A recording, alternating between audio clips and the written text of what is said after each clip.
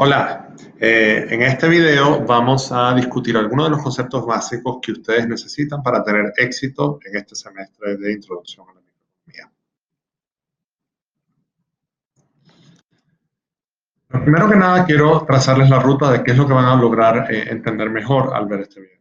Uno, valorar la importancia de la escasez en el estudio de la economía, diferenciar, muy importante, la microeconomía de la macroeconomía, visualizar la interacción entre los diferentes agentes de la economía, diferenciar lo que se dice, lo que se llama teoría del consumidor de aquello que se llama teoría del productor, definir diferentes tipos de costos, y vamos a decir cuáles, explicar la importancia de los precios relativos en las decisiones económicas, valorar la importancia de la relación costo-beneficio en la toma de decisiones económicas, definir lo marginal, y por último, diferenciar la economía positiva de la economía normativa. Bueno, hablemos un poquito de la escasez. ¿Qué bien no es escaso? Cuando uno piensa en los bienes o en las cosas que le dan a uno satisfacción, utilidad, etcétera, hay muchos que no son escasos, ¿no? Por ejemplo, muchas veces el oxígeno que respiramos no es un bien escaso porque está básicamente en todas partes, digamos. Sin embargo, ese mismo bien en algunas circunstancias sí es escaso. Por ejemplo, si uno está buceando a 30 metros por debajo de la superficie del mar, uno va a encontrar que el oxígeno es escaso y por lo tanto eso se vuelve un bien económico en ese caso. Es decir, no es un bien que está libremente disponible. Todos los bienes son escasos generalmente, con excepción, muy raras excepciones. Y algunos bienes que no son escasos, como dije antes, pueden volverse escasos en diferentes situaciones. Uno puede también pensar en el oxígeno que tiene que consumir un enfermo que requiere oxígeno en alta densidad o en alta presión en un hospital, por ejemplo. Y cuando un bien es escaso, ese bien se vuelve un bien económico que está sujeto al estudio por parte de la economía. Por lo tanto, la escasez es la raíz de lo que se estudia o del estudio de la economía.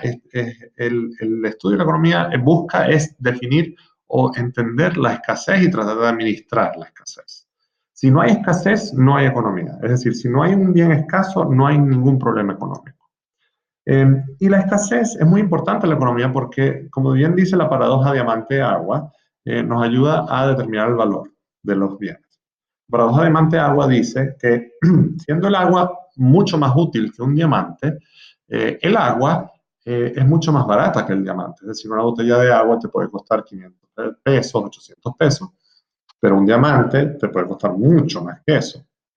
Y la razón de eso es la escasez relativa del agua versus la escasez relativa de los diamantes. Entonces, en ese sentido, la escasez nos ayuda a determinar el valor de las cosas. No es lo único que determina el valor de las cosas, pero sí ayuda a entender un poquito por qué algunas cosas son más baratas que otras. Voy a poner varios ejemplos. Por ejemplo, la telefonía celular. Cuando arrancó la telefonía celular hace ya muchos años, eran pocos los prestadores de ese servicio y por lo tanto la telefonía celular era muy cara. Y uno actualmente observa lo mismo que está pasando con los paneles solares. Hace unos años los paneles solares eran mucho más caros de lo que son ahora, colocar paneles solares en construcciones, en casas, en empresas, en fábricas, y debido a al crecimiento de la disponibilidad de personas que están vendiendo paneles solares, el precio de los paneles solares ha caído. Otro ejemplo es el del litio. Voy a mostrarles un gráfico para venir a ejemplificar un poquito esto. El litio, como ustedes saben, es un mineral que se usa en la fabricación de baterías y móviles. Y resulta que la cantidad de litio que hay en el mundo está fija, es decir, no es que ha variado o disminuido, aumentado o disminuido su escasez. Lo que sí ha aumentado es la demanda del litio.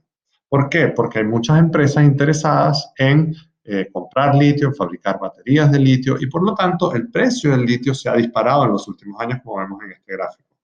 Por lo tanto, no es que el litio se ha hecho más escaso, porque la cantidad de litio que hay en el mundo sigue siendo la misma, sino que ha habido una escasez relativa. Es decir, la oferta de litio no ha crecido de la misma forma que ha crecido la demanda. Quiero hablar también de microeconomía y macroeconomía. Cuando uno habla de microeconomía, uno habla, la mejor, digamos, analogía para entender la diferencia entre microeconomía y macroeconomía es la analogía entre un árbol y un bosque. ¿Verdad? Cuando uno analiza un árbol, por ejemplo, uno analiza la estructura del árbol, uno analiza cómo funciona el árbol, uno analiza el crecimiento del árbol, diferentes cosas acerca del árbol, y uno también analiza cómo el árbol interactúa con el árbol que está de al lado, cómo interactúa con el medio ambiente que lo rodea, con los animales, con los insectos, con el suelo, etc. Todo eso es microeconomía, en el sentido de que microeconomía estudia al consumidor, a la empresa, incluso los mercados. Es decir, la microeconomía llega hasta el punto de analizar varias empresas que interactúan entre sí. La macroeconomía es el bosque. Entonces, cuando uno analiza un bosque, uno analiza otros temas. Uno analiza la ecología del bosque, el crecimiento o disminución del bosque, diversos aspectos del bosque que tienen que ver más con lo macro, con la interacción de muchos de estos individuos en forma más masiva. Entonces, en el fondo, la microeconomía y la macroeconomía se diferencian básicamente en términos del ámbito de estudio. En términos del ámbito de estudio. Cuando uno estudia la macroeconomía, uno estudia cosas como PIB, como inflación, como desempleo. Mientras que cuando uno estudia microeconomía, uno estudia la empresa, el mercado, la industria, la tecnología, el consumidor, el productor.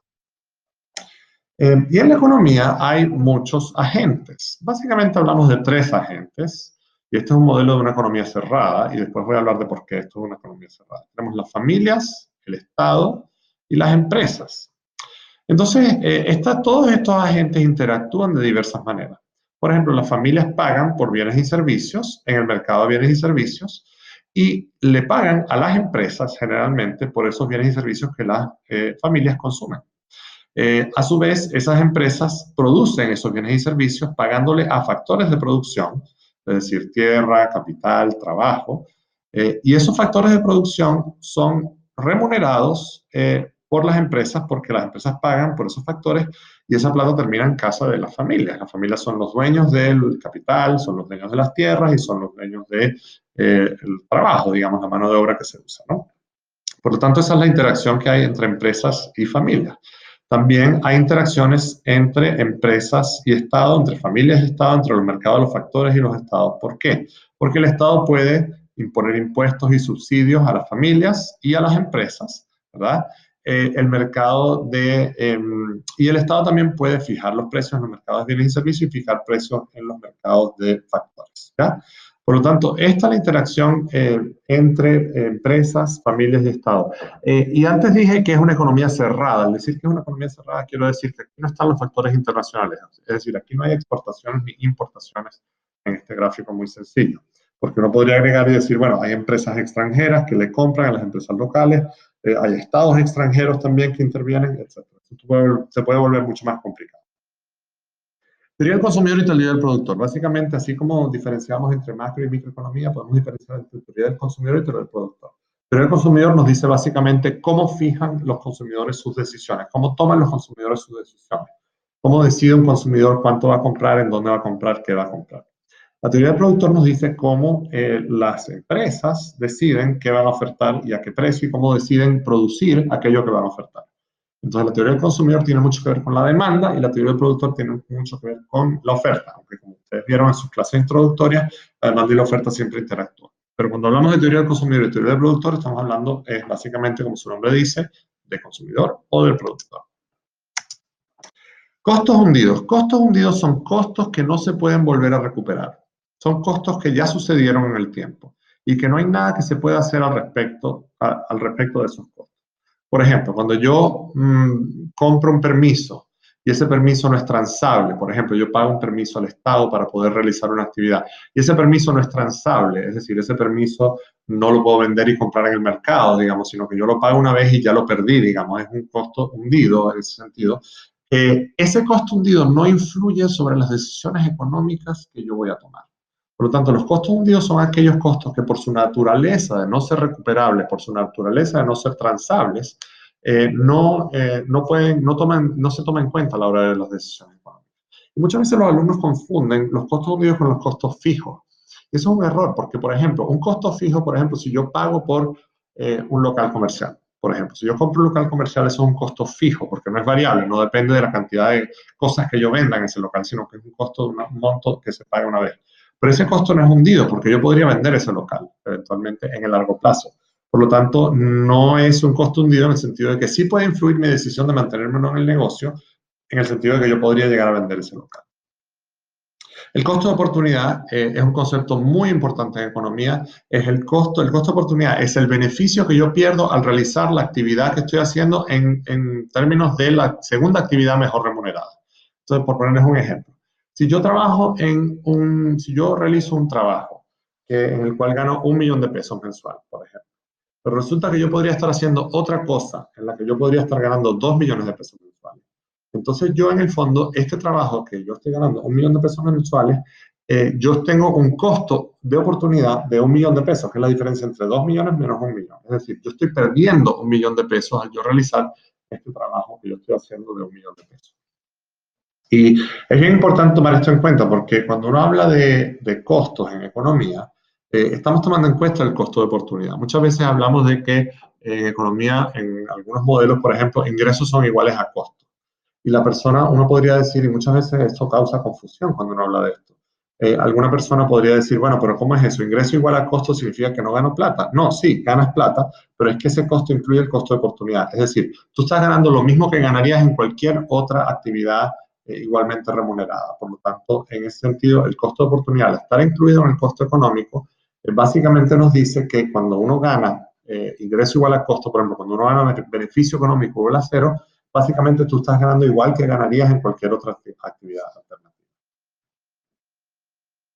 Costos fijos y variables, bueno, como dijimos antes, un costo fijo no depende de la cantidad que produces o vendes y un costo variable sí, ¿ya? Entonces, por ejemplo, o también un costo variable depende de la cantidad de factores que tú empleas. Por ejemplo, los salarios tienden a ser costo variable porque mientras más horas trabaja la persona o mientras más empleados yo contrato, más costo de salario voy a tener. En cambio, un costo fijo es un costo que no varía con la cantidad que yo produzco, con la cantidad que yo empleo, digamos. Porque, por ejemplo, puede ser un arriendo de un departamento o de una oficina, si se quiere, no de un departamento, de una oficina. Es importante también tomar en cuenta los precios relativos, y los precios relativos son los precios de una cosa con respecto a otra. Entonces, por ejemplo, muchas veces en economía yo tomo en cuenta son los precios relativos, es decir, yo estoy decidiendo entre producir A o producir B, y no tomo en cuenta simplemente el precio de A o el precio de B, sino cómo es el precio de A con respecto al precio de B. También toma en cuenta, por ejemplo, el precio relativo a los costos de lo que yo produzco. Entonces, por lo tanto, yo puedo asumir, por ejemplo, una actividad que es muy costosa de realizar, pero el precio de lo que yo produzco realizando esa actividad es bastante alto. Por lo tanto, ese precio relativo, o sea, esa relación precio-costo en términos relativos, es lo que me va a llevar a, por ejemplo, decidir hacer una acción por sobre la otra. En economía, los precios relativos son muy importantes y vamos a ver este semestre que la mayor parte de las decisiones, por no decir todas las decisiones que toman las empresas y los consumidores, tienen que ver con precios relativos, es decir, precios de una opción con respecto a otra. Y costos y beneficios, ¿no? Por lo tanto, aquí es importante entender que las personas toman decisiones y las empresas toman decisiones en base no solamente a cuánto cuesta o a cuántos ingresos voy a obtener, sino cuánto es el costo-beneficio, es decir, cuánto beneficio obtengo y cuánto costo tengo que incurrir para obtener ese beneficio, ¿ya? Entonces, siempre el término relativo es lo importante en la economía. La importancia de lo marginal. Como ustedes aprendieron, el concepto de lo marginal es clave en economía. El concepto del marginal es el ingreso o el costo adicional que yo obtengo al producir una unidad o pocas unidades más de las que estoy haciendo ahora. Entonces, cuando uno habla de ingreso marginal, es bueno, si yo decido vender una unidad adicional, ¿cuánto ingreso voy a obtener por vender esa unidad adicional? Y el costo marginal es si yo decido vender o producir una unidad adicional, ¿cuál es el costo adicional de producir esa unidad? Por lo tanto, el concepto de lo marginal es muy importante porque a la hora de yo tomar una decisión de producir más o producir menos, o de entrar a un mercado o de no entrar a un mercado, de salir del mercado, yo estoy tomando en cuenta es el ingreso marginal y el costo marginal. Y eso se le llama el beneficio marginal. Básicamente, cuando una actividad tiene un beneficio marginal positivo, generalmente voy a tender a querer realizarla, porque en el fondo el ingreso adicional que yo obtengo al realizar esa actividad es mayor que el costo marginal que yo tengo que incurrir al realizar esa actividad. Economía positiva versus normativa. Y muchas veces los alumnos que están empezando en economía les cuesta este concepto de economía positiva y normativa. La economía positiva nos dice cómo el mundo es, cómo funciona. Es decir, nos dice cómo son los fenómenos económicos y nos dice las causas y consecuencias de tomar ciertas decisiones en economía, ¿ya? La economía normativa es el deber ser, ¿ya? Nos dice básicamente valores, nos dice nosotros deberíamos hacer esto por un valor X, que puede venir de cualquier valor, puede ser un valor ético, puede ser un valor religioso, puede ser un valor normativo basado en cosas que yo creo en creencias, ¿no? Pero les voy a mostrar algunos titulares. Por ejemplo, este titular, economía chilena registra crecimiento del 4% en el 2018, el más alto del 2013. Claramente, esto es una señal de economía positiva. Aquí se está describiendo algo que sucede. Joseph Ramos, que es un economista muy conocido aquí en Chile, para los años venideros necesitaremos modificar políticas si se quiere sostener un crecimiento de 4%. Algunas personas podrían pensar que esta afirmación es de economía normativa, pero no, es economía positiva. Es decir, esta persona está enunciando un fenómeno y está diciendo una opinión acerca de una causalidad en economía que él cree que existe. Si queremos sostener un crecimiento de 4%, vamos a tener que modificar algunas políticas económicas. No está, fíjense que él lo matiza, porque él dice si se quiere, no está diciendo tenemos que modificar las políticas, ¿no? Está diciendo si queremos hacer esto, vamos a tener que modificar políticas. Es decir, estableciendo una relación causal que tiene un fundamento científico y económico, por lo tanto cae dentro del ámbito de la economía positiva. Aquí ya entramos en el terreno de lo normativo. El Estado tiene que subsidiar la educación, pero no el fracaso. Es decir, cuando decimos que el Estado tiene que subsidiar la educación, estamos hablando de valores, estamos hablando de que el Estado tiene que intervenir porque hay un valor subyacente que nos está llevando a esta afirmación. Por ejemplo, el valor subyacente puede ser de que todo el mundo tiene que ser educado. Renovables, la mejor opción para las personas y el planeta. Este es otro ejemplo de economía normativa. ¿Por qué? Porque aquí está matizando, está diciendo que es la mejor opción. Es decir, está haciendo un enunciamiento, un enunciado valórico acerca de lo que es la economía. Entonces, para continuar su estudio en este tema, tienen que verificar si logramos los objetivos que nos trazamos al principio de este video, que son los que enuncio ahí. Y por último, profundizar en estos temas, preferiblemente con su libro de Mann. Recuerden que en este ramo, todos estos conceptos los vamos a ir evaluando en controles a lo largo del ramo.